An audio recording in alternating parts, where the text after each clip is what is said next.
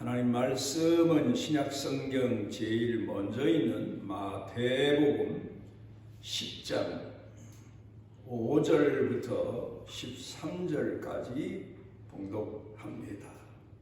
신약성경 14페이지 마태복음 10장 5절부터 봉독합니다. 예수께서 이 12를 보내시며 명하여 이르시되 이방인의 길로도 가지 말고 사마리아인의 고을에도 들어가지 말고 오히려 이스라엘 집에 잃어버린 양에게로 가라. 가면서 전파하여 말하되 천국이 가까이 왔다 하고 병든 자를 고치며 죽은 자를 살리며 나병 환자를 깨끗하게 하며 귀신을 쫓아내되 너희가 거저 받았으니 거저 주라. 너희 전대의 금이나 은이나 동을 가지지 말고 여행을 위하여 배낭이나 두벌 옷이나 신이나 지팡이를 가지지 말라. 이는 일꾼이 자기의 먹을 것 받는 것이 마땅함이라. 어떤 성이나 마을에 들어가든지 그 중에 합당한 자를 찾아내어 너희가 떠나기까지 거기서 머물라. 또 그 집에 들어가면서 평안하기를 빌라. 그 집이 이에 합당하면 너희 빈 평안이 거기 임할 것이요 만일 합당하지 아니하면 그 평안이 너희에게 돌아올 것이니라. 근간에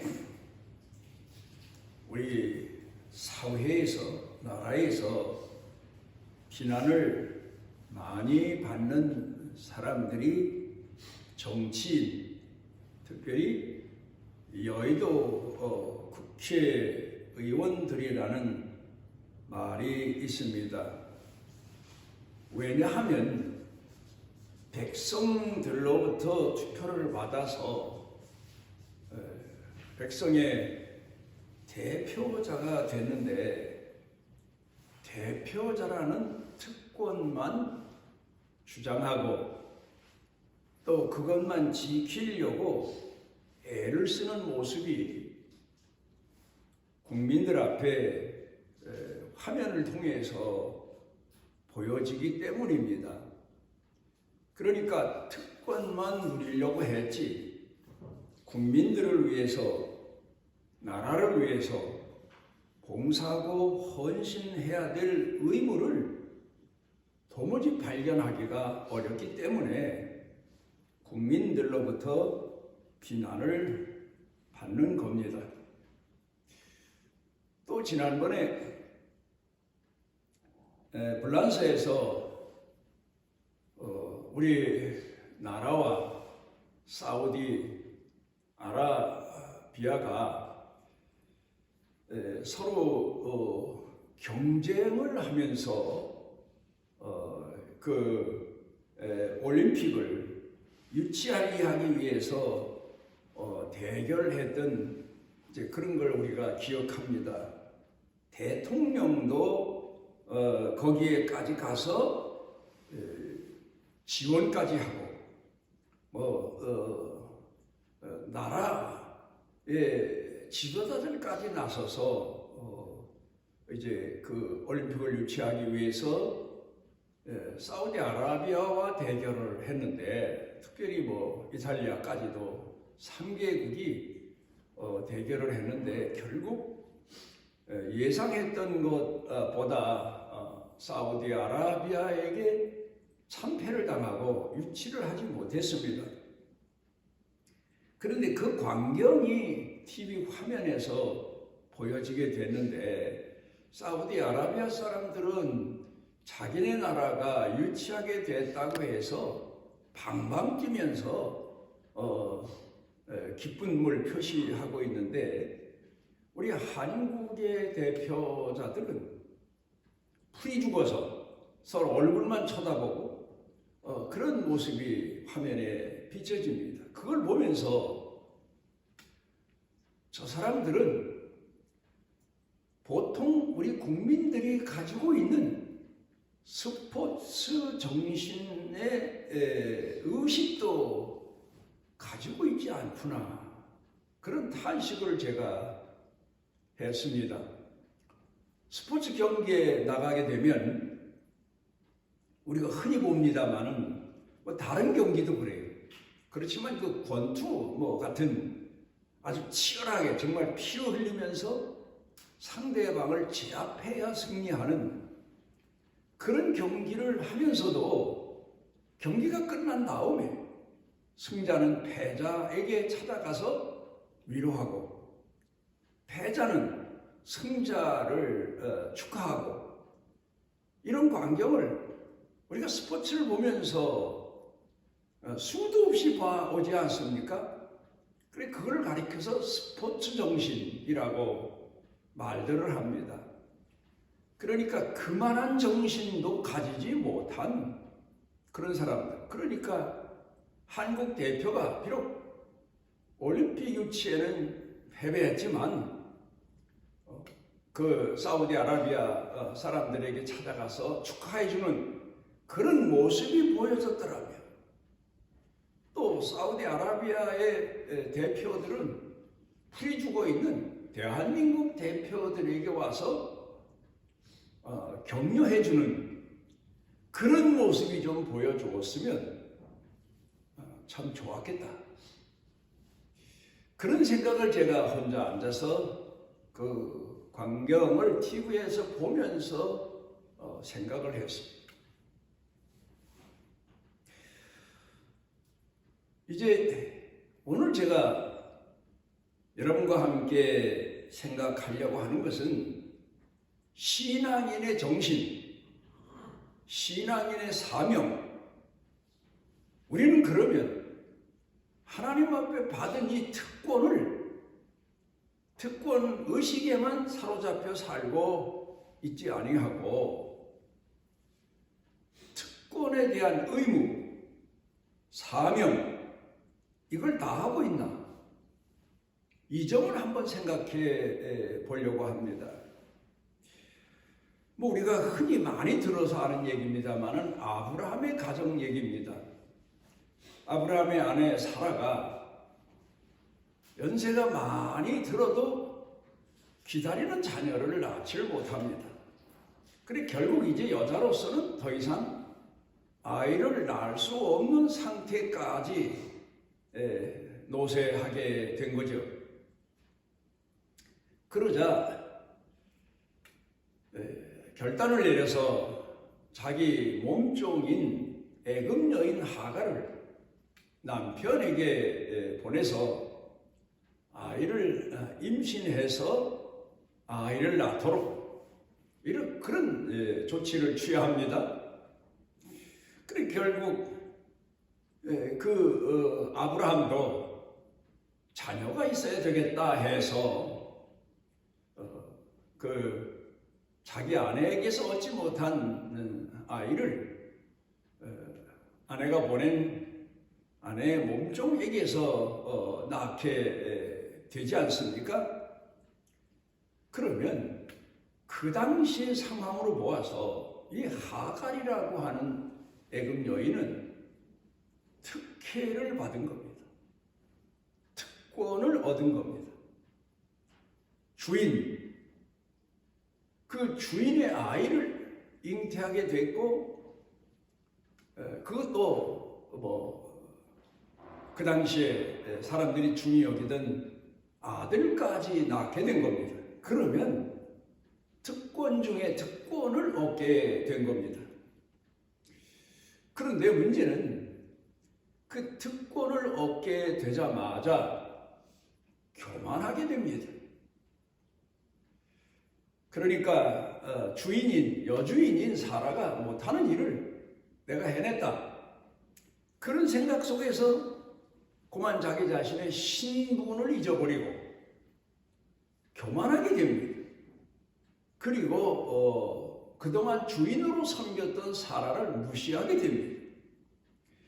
그런 일로 인해서 결국 이제 나중에는 들락날락 하다가 그 아브라함 집에서 쫓겨나게 됩니다.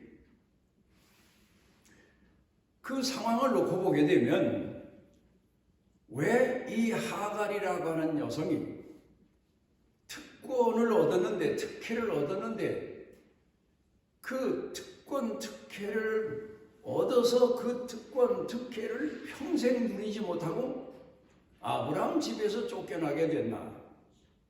그건 뭐 우리가 잘 아는 대로 주인을 무시하고 여주인을 무시하고 오만방자하게 행동하다가 그 일로 인해서 결국 아들과 함께 그 집안에서 쫓겨나게 됩니다. 그러니까 우리가 여기서 생각해 볼 수 있는 이야기가 특권을 얻은 사람은 그에게 따르는 의무라고 하는 것이 있다는 사실을 잊으면 안 돼요. 이스라엘 백성들이 하나님 앞에 선택을 받습니다. 특권 중에 특권입니다. 그런데 그런 백성들에게 하나님이 주신 의무가 있습니다. 그게 바로 뭔가 하면은 십계명이라는 계명입니다. 그대로 살면서 하나님을 섬기고 자기 이웃을 섬기고 섬김의 도리를 다해야 됩니다. 그러니까 우리가 성경을 통해 보게 되면 특권을 얻는다는 것은 중요하지만 거기에 따르는 의무가 중요하다. 예를 들어 우리나라의 대통령이 된다는 것은 특권을 얻는 겁니다. 물론 국민투표를 통해서 얻는 거지만, 그러나 백성을, 나라를, 국민을 섬겨야 될 의무가 있는 겁니다. 그러니까 이 하갈이라고 하는 여자가 아브라함 집안에서 쫓겨나게 된 것은 두 번째 부인이라서가 아니라 교만방자해서 쫓겨나게 됐다는 사실. 그러니까 섬기던 자기 여주인을 끝까지 잘 섬기는 섬김의 도리를 저버렸기 때문에 쫓겨났다는 사실. 성경을 통해 보면 이스라엘 역사를 통해서 보게 되면 아브라함의 후손들 중에 특별히 야곱은 아내를 넷이나 거느립니다. 그런데 그럼에도 불구하고 그에게서 얻은 12 아들들이 모두 다 이스라엘 아브라함의 신앙 계보를 잇는 족보에 오른다는 사실. 그것은 그들 간에 뭐 사람 모인 곳에 시기도 있고 질투도 있고 뭐 여러 가지 분쟁이 있을 수 있습니다. 그렇지만 결국 그들은 교만방자해서 자기네가 얻은 특권을 저버리지 않고 뭐 분쟁이 있었음에도 불구하고 끝까지 하나님 공경하는 신앙과 집안 식구들, 이웃, 형제, 가족들을 사랑하는 마음을 가지고 살았다는 사실임을 볼 수가 있습니다.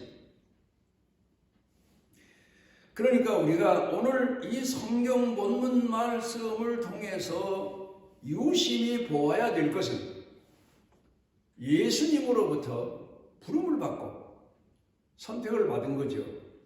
그리고 예수님 대신 복음을 증거하기 위해서 파송을 받습니다. 그 자체도 특권입니다. 그런데 거기다가 또 특권 중에 특권의 은혜를 누리게 됩니다. 병든 사람을 고칠 수 있는 능력을 받습니다. 죽은 사람을 살릴 수 있는 능력을 받습니다. 그리고 문둥병자까지 고칠 수 있는 능력까지도 부여받습니다. 그러면서 하나님 나라를 전해야 될 사명을 부여받게 됩니다. 특권 중에 특권을 누리게 됐다는 사실을 우리가 오늘 성경 본문 말씀을 통해 주시해야 됩니다. 그런데 예수님께서 제자들에게 말씀하시기를 거저받은 거 아니냐, 이거 너희가 돈 주고 산 게 아니지 않느냐, 나한테 거저받은 게 아니냐, 나를 따라다니면서 나를 배운 것도 중요하지만 내가 너희에게 거저준 게 아니냐, 그러니 가서 거저줘라. 그게 그들에게 주어진 계명입니다. 의무입니다. 마태복음 18장 21절로 35절 가운데 보게 되면 예수님께서 이런 비유 말씀을 하십니다. 어떤 임금에게 여러 신하가 있었는데 아마도 고위층의 신하 같습니다. 1만 달란트라고 하는 엄청난 돈을 빌린 겁니다. 임금님에게. 임금님이 그만한 돈을 빌려준 것도 그 신하를 믿기 때문이고, 또 그 신하는 임금님으로부터 그만한 신뢰를 받게 살았던 사람 같습니다. 그런데 갚지를 않은 겁니다. 갚을 수가 없게 된 겁니다. 그래 임금님이 그 신하를 보고는 그 1만 달란트의 엄청난 빚, 그걸 탕감을 해줍니다. 얼마나 감사합니까? 옛날에는 빚을 지게 되면 그 빚을 갚지 않으면 자기 가족, 자식, 아내, 자기 자신까지 팔아서라도 그 빚을 갚아야만 되는 사회적인 법이 있었습니다. 그래 이 사람이 얼마나 감사합니까? 그리고 나와서 아마 자기 집으로 가던 길인지 가는 길에 자기한테 100데나리온 빚진 자, 뭐 우리 돈으로 미국 달러로 말하면 그저 한 20불 정도밖에 안 된답니다. 그 우리나라로 말하면 2, 3만 원 정도도 안 되는 거지요. 2불이니까 한 3천 원 되는 거네. 그런 빚진 사람을 만났는데 내 돈 갚아라. 그리고 으름장을 놓고 돈을 갚을 능력이 못 돼서 그 사람이 못 갚으니까 갖가지 아마 폭력을 가하면서 돈을 갚으라고 했던 것 같습니다. 그런데 그 주변 사람들이 봤습니다. 아니 저 사람이 임금님으로부터 1만 달란트를 탕감받았다고 갚을 수 없는, 자기 식구들을 다 팔아도 갚을 수 없는 그런 돈을 탕감받았다고 신나서 나온 그 소문이 났는데 자기한테 겨우 2달러 한 3천여 원 빚진 것 갚지 않는다고 저렇게 임금님의 백성인데 저 사람도 학대하고 핍박하고 그런다고 소문이 나돌더니 그 이야기가 임금님에게 전해집니다. 그러자 임금님이 그 신하를 다시 오라고 하시고는 너는 나한테 1만 달란트 빚지고 살다가 탕감 받았는데 길을 가다가 그도 내 백성인데 너는 내 신하고 그래 겨우 너한테 돈 2불 빚진 거 그것 때문에 그를 그렇게 욕을 하고 때리고 그래서 나한테 그 얘기가 들려오게 했냐?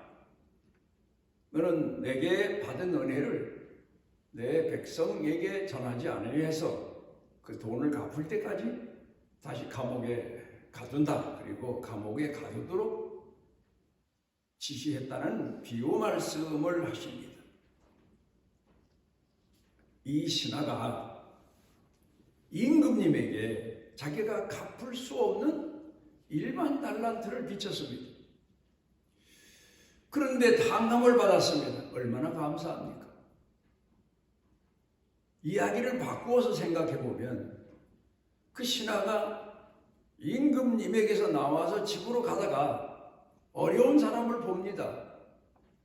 그때 생각하기를 나는 임금님에게 갚을 수 없는 돈을 탕감받았는데 이 은혜를 어떻게 갚을까? 임금님에게도 충성된 마음을 가지고 갚아야 되겠지만 임금님의 백성이고 자기는 신하는 임금님 대신 백성을 다스리고 이끌어주고 돌봐야 되고 섬겨야 될 의무와 사명이 주어진 거 아닙니까?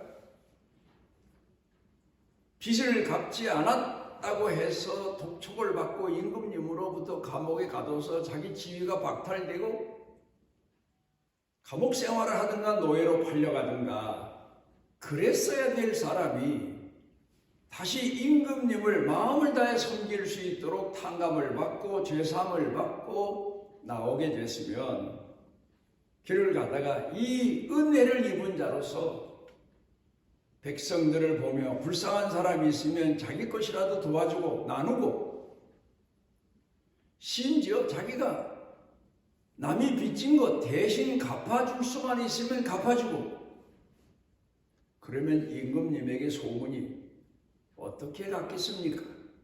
임금님이 갚을 수 없는 1만 달란트 빚진 것을 탕감해 주셨는데, 그 은혜를 입고 나와서 너무 감사해서 임금님 백성들의 어려움도 도와주고 배고픔도 돌봐주고, 심지어 빚진 사람 빚까지도 자기가 받는 급료에서, 임금님으로부터 받는 급료에서 자기가 그 사람 돈도 대신 갚아주었다. 이런 소문이 임금님에게 전해진다면 임금님께서 그렇지, 내가 사람을 잘 봤어, 오히려 고마운 그 신하를 은인처럼 생각했을 겁니다. 그리고 그 신하가 임금님의 은혜를 백성에게 갚은 것을 임금님은 아마도 마음에 큰 사랑의 빚으로 간직하고 있다가 그 신하를 더 귀한 자리에, 그리고 더 좋은 보상의 은총으로 아마 그 신하를 대하지 않았을까. 우리 오늘 그리스도인들이 오늘을 살면서 많이 잊어가는 게 있습니다. 그게 뭔가 하면, 내가 예수님을 구주로 영접하게 돼서 예수를 믿고 구원을 받게 되고, 세상에 돈 주고도 갈 수 없고 그 무엇으로도 갈 수 없는 이생 끝날 때 하나님 나라를 보장받았다.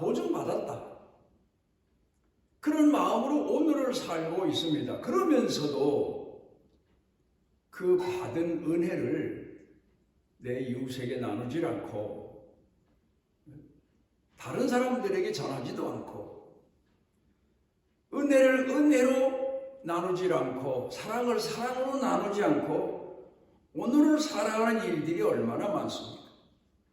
사도 바울은 에베소 4장 1절로 6절 가운데서 이렇게 얘기를 합니다. 우리 예수를 믿고 구원받은 성도들은 하나님으로부터 특권을 누리게 됐는데, 이 특권에는 의무가 주어진다. 이스라엘 백성들이 선민이 된 사람들에게 의무가 주어지고, 또 에덴 동산으로 돌아가서 보면 하나님께서 세상을 창조하시고 모든 짐승, 식물, 모든 것을 다 창조하시고 그리고 맨 나중에 하나님을 닮은 사람을 창조하시고, 그리고 그에게 하나님께서 엿새 이르도록 지어놓으신 모든 세상에 있는 것들을 다스릴 수 있는 그런 특권을 주십니다. 만물의 영장이라고 인간들은 말을 합니다만은 그 말이 틀린 말은 아니에요. 맞는 말이에요. 하나님으로부터 부여받은 거예요. 그러면 이제 그 아담에게, 특권이 주어진 아담에게 한 가지 의무가 주어집니다. 그게 뭔가 하면은 선악과만 따먹지 말아라. 하나님 앞에서 교만만 하지 말아라.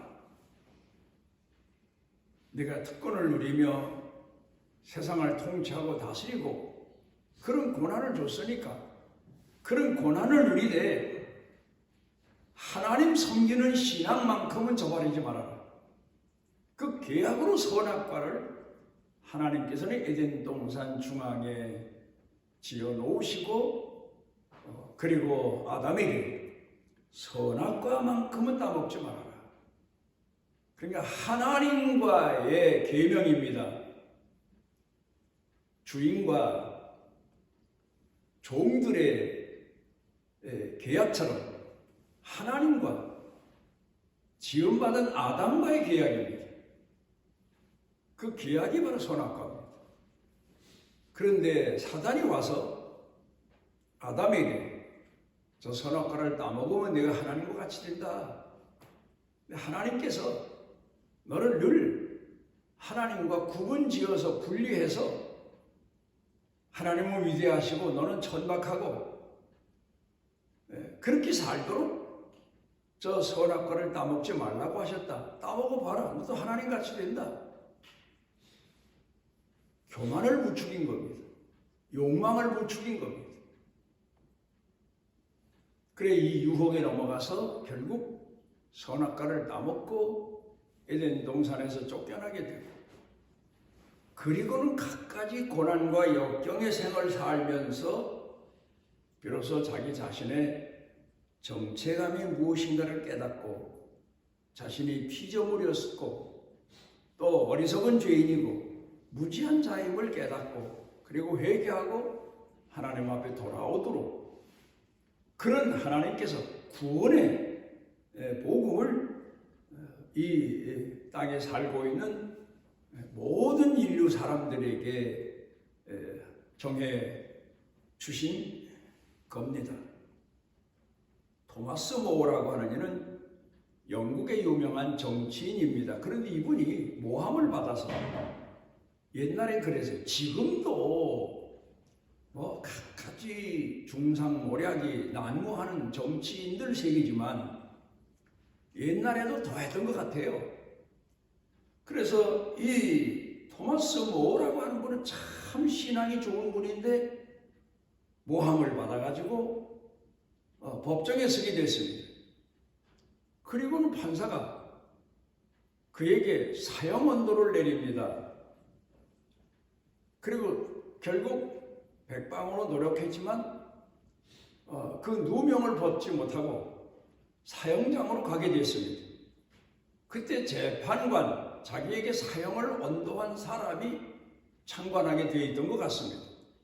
그때 이 토마스 모어라고 하는 분이 자기에게 사형 언도를 내리고 사형 집행관으로 참석한 아마 그 판사에게 재판장에게 이런 얘기를 합니다.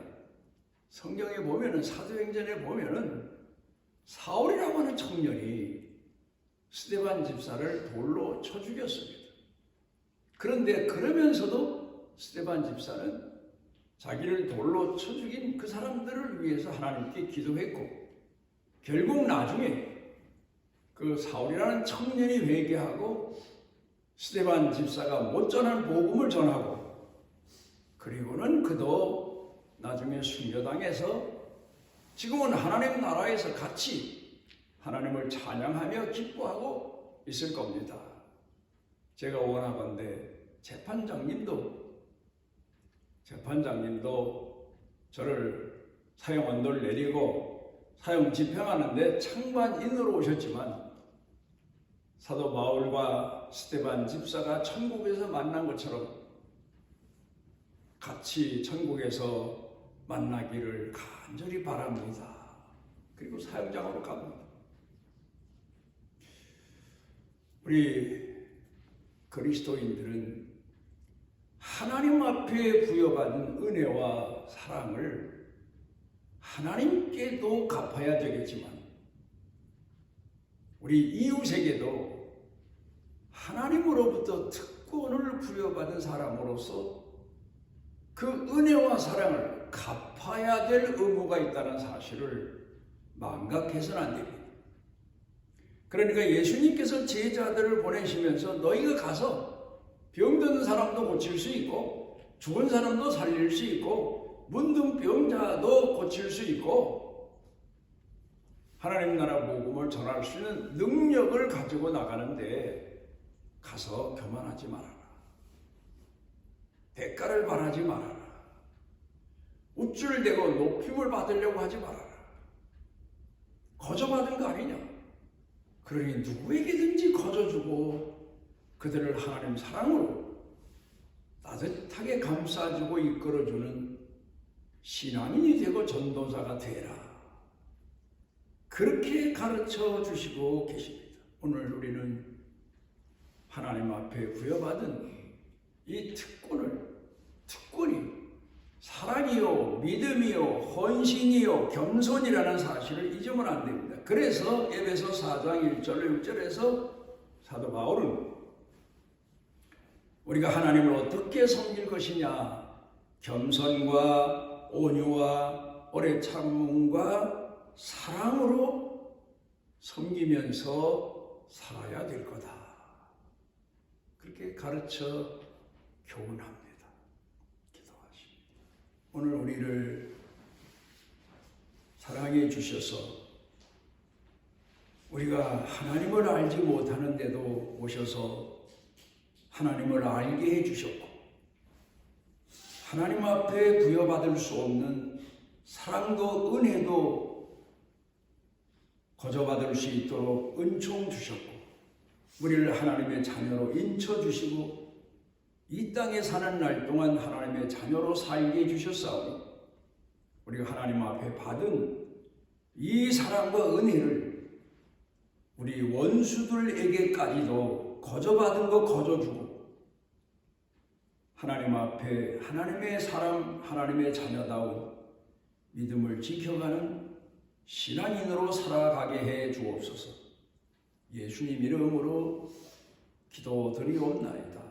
이스라엘의 하나님 여호와께서 그 날개 아래 보호를 받으러 온 내게 온전한 상 주시기를 원하노라. 우리를 죄에서 구속하시기 위하여 이 땅에 육신의 몸을 입고 오셔 십자가에까지 못 박혀 죽으시며 우리의 구원을 이루어 주신 우리 주 예수 그리스도의 무한하신 은혜와 우리를 포기하지 아니하시고 세상 끝날까지 긍휼의 사랑을 베풀어 주시는 아버지 하나님의 만극하신 사랑과 우리 속에 내재하셔서 깨닫게 해주시고 감동케 하시고 주의 은혜를 가슴에 안고 살아가도록 늘 함께 하시는 성령님의 능력의 은총이 사랑하는 자녀들 생각, 마음, 머리 위에 영육간에 사는 생활 중에 가족 중에 일터 경영 중에 온 교회 중에 넘치고 넘치도록 함께 하시기를 축원하옵나이다.